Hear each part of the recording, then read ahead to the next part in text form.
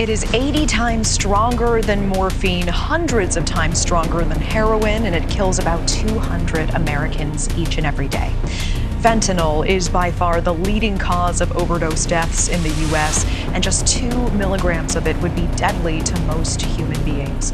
But where does this massive epidemic begin?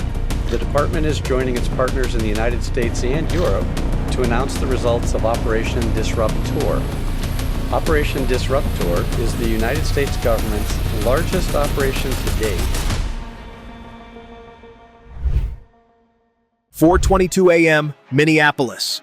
The city lights shimmer below a $25 million penthouse perched atop the tallest tower in Minnesota. No sirens, no warnings, only the silent thunder of Tier 1 operators. A black tactical ram explodes through the reinforced glass doors. Smoke and shattered crystal fill the air as FBI and Homeland Security agents storm inside, weapons drawn. In the master bedroom, Governor Richard Harlan, the man who swore to protect the people of Minnesota, is ripped from his silk sheets at gunpoint. Handcuffs snap around his wrists. His perfect public image collapses in a single second. But the real nightmare wasn't the governor. When the entry team blasted open the hidden vault behind a $12 million Picasso painting, they froze. $4.1 billion in crisp $100 bills and gleaming gold bars stacked floor to ceiling. A mountain of blood money so massive it looked like a dragon's hoard. The agents thought they had seen everything. They were wrong, because 2 floors below, in a secret sub-basement accessible only by biometric scan, they found hell itself. 27 young women,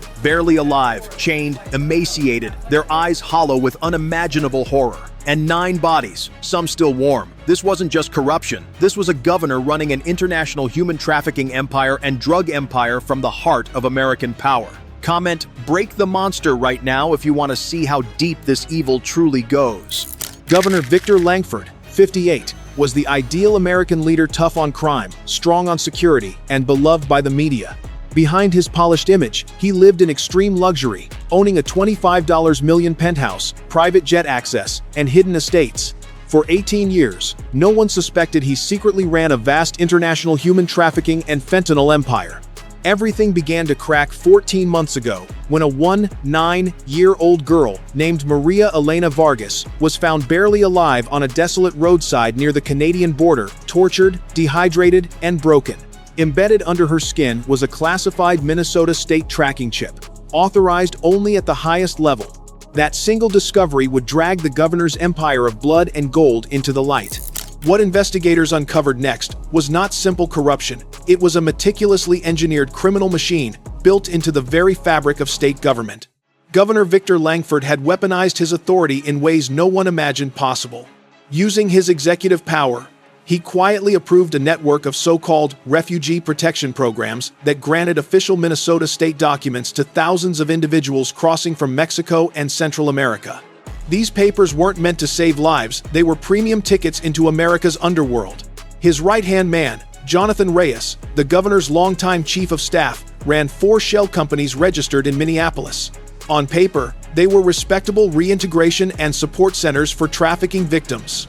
In reality, they functioned as luxury human auction houses.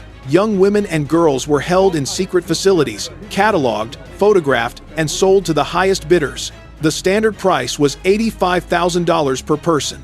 Premium packages, younger victims or those with specific requests went for as much as $250,000, complete with private transport and forged identities. But the operation ran deeper than human cargo. Langford had forged a direct alliance with El Fantasma, the shadowy leader uniting factions of the Sinaloa and CJNG cartels. The exchange was brutally efficient. American trafficking routes and political protection in return for pure fentanyl and raw gold. Every kilogram of fentanyl shipped north was paid for with gold bars delivered through the port of Duluth, a quiet Great Lakes harbor. Langford had personally pushed to expand under economic development initiatives.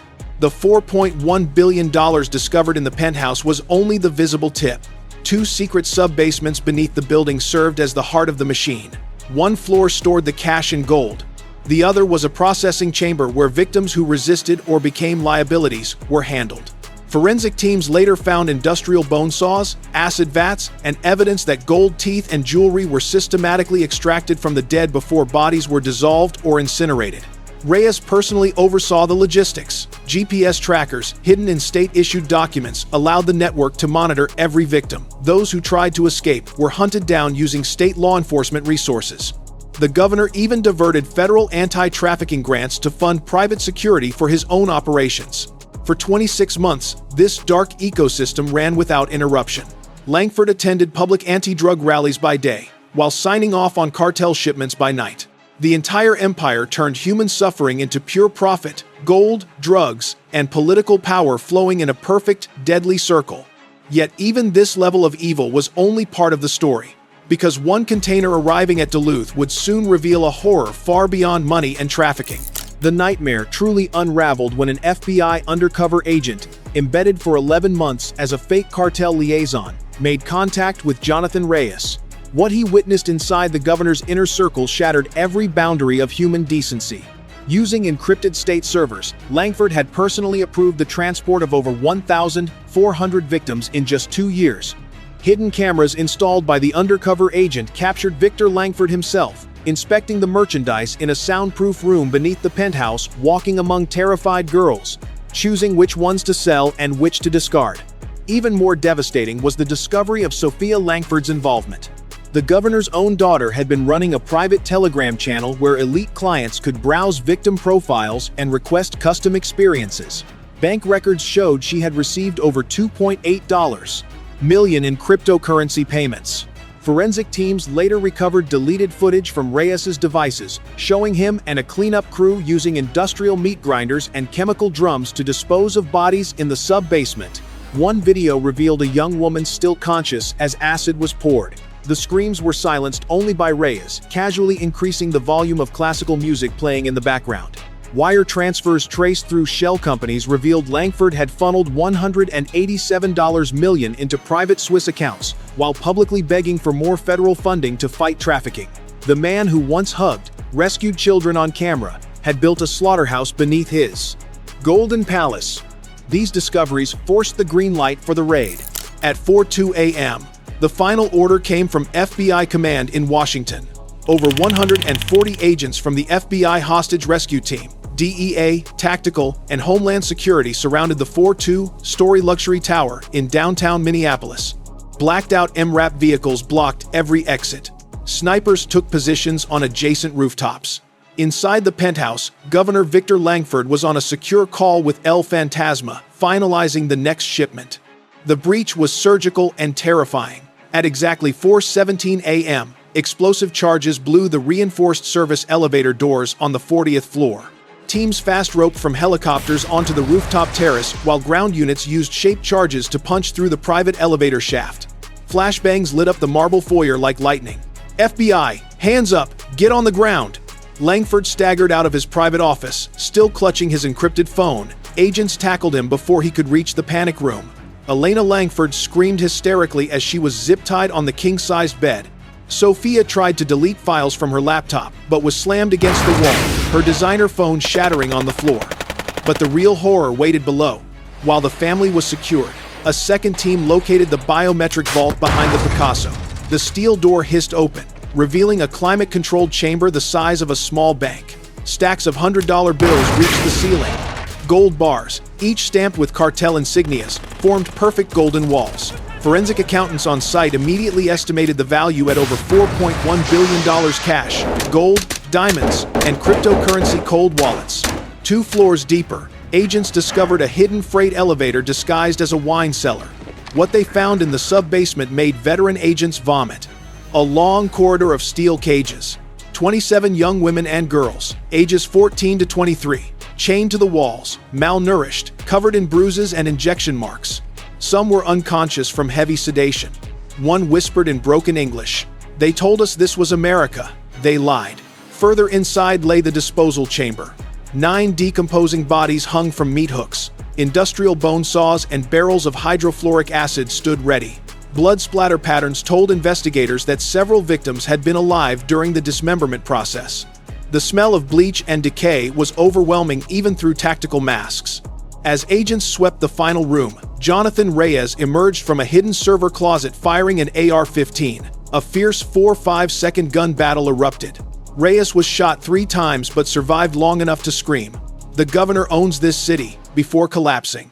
In the chaos, agents recovered hard drives showing live feeds from hidden cameras across Minnesota motels, warehouses, even state government buildings. One screen still displayed an active auction, 12 new victims arriving that morning through the port of Duluth. By 5:30 a.m., the Penthouse was secured. Victor Langford, the man who had sworn to protect Minnesota, was dragged out in handcuffs, his silk robe stained with sweat and blood. As he passed the open vault, he stared at the mountain of gold, one last time the empire he had built with human lives, now seized by the same government he had betrayed. The raid that night didn't just end one man's reign of terror. It exposed a cancer that had reached the highest levels of state power.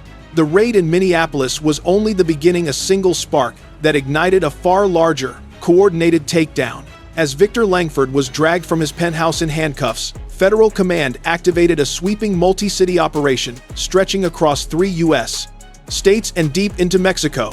Within minutes, over 280 federal agents, backed by elite tactical units, moved simultaneously on multiple targets. In Duluth, heavily armed teams breached 5 covert warehouses tied to Langford's network, uncovering logistics hubs disguised as legitimate shipping facilities. Outside Rochester, a private airfield used for discreet transport was seized without warning. Deep in the forests of northern Minnesota, agents stormed a fortified compound hidden far from public view, a critical node in the trafficking pipeline. But the most decisive strike unfolded nearly 1,800 miles away. Just outside Culiacan, Mexico, the heartland of cartel power, a joint operation between U.S. Special Operations Forces and Mexican Marines targeted the heavily guarded estate of El Fantasma, the elusive cartel figure who had brokered every major deal with Langford. Before sunrise, Black Hawk helicopters swept in under drone surveillance, cutting through the darkness. Within seconds, explosive charges shattered the compound's perimeter. Armed cartel fighters returned fire from reinforced positions, but the Joint Task Force advanced with overwhelming precision, securing the estate in under 10 minutes. Inside, agents found El Fantasma attempting to wipe critical data from encrypted servers while clutching a satellite phone still connected to Langford's seized line. That final call, captured in full, revealed the scale of their operation: political protection in exchange for human lives, drugs, and gold. Back in Minnesota, the results were just as staggering. Authorities seized 3 cargo ships at the port of Duluth, each loaded with industrial equipment concealing large quantities of fentanyl. A parallel raid on a lakeside estate linked to Langford's shell companies led to the rescue of 19 additional victims and the discovery of detailed financial ledgers documenting a trafficking network that moved thousands over just 2 years. By 7 a.m., the full scope of the operation was clear. Dozens of arrests across the United States and Mexico, massive quantities of narcotics intercepted, hundreds of millions in assets frozen or seized. What had once been a hidden empire operating behind political power was now completely exposed. Victor Langford's network did not collapse slowly. It was dismantled in a single, synchronized wave of force.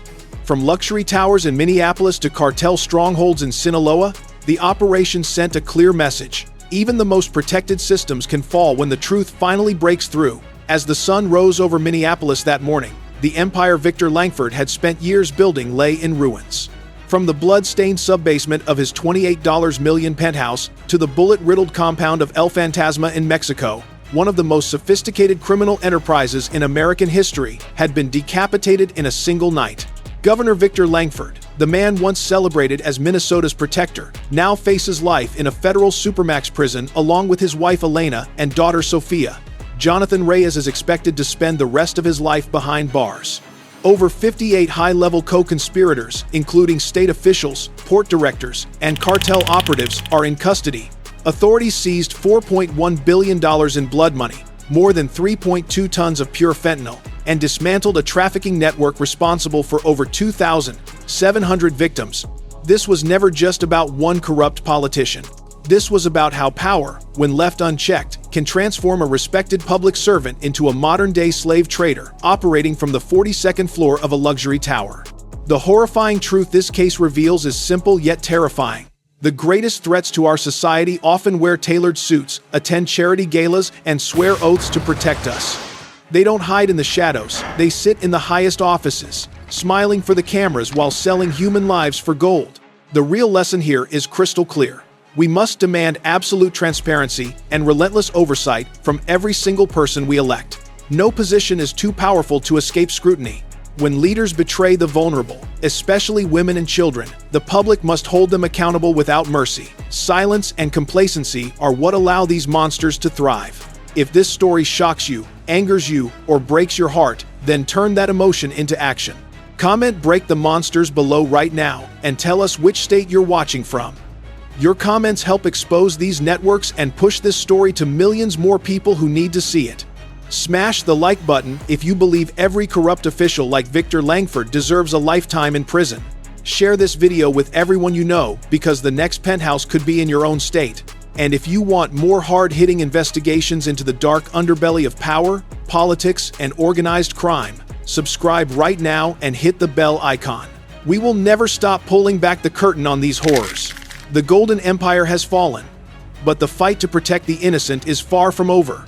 Stay vigilant, stay angry, demand justice. We'll see you in the next file, where the truth gets even darker.